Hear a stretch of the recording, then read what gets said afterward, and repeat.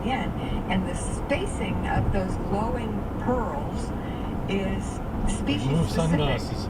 So a female can recognize the male of her species by the spacing of those dots.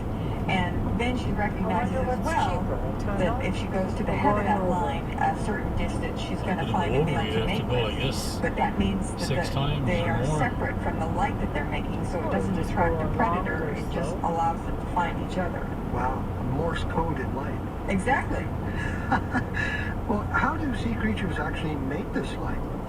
So they produce chemicals, and it's kind of like the light chemicals in a light stick.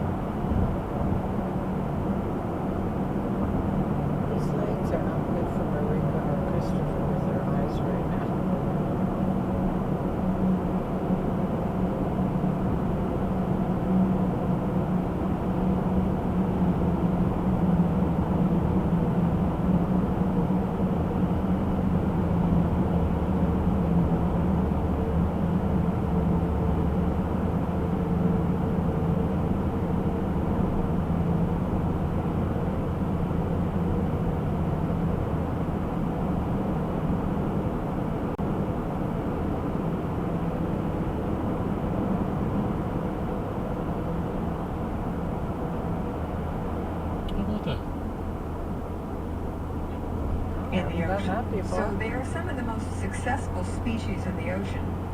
Is it the ability to produce light that makes them so successful? That is one hypothesis, yes. It's probably why there are so many of them that make light. It's just a very successful survival strategy. Now, you've worked with quite a bit of technology throughout your career to reach the ocean floor and the depths. How has that field changed since you first started? The biggest change has been in the sensitivity of the cameras that are being used now. When I first went down,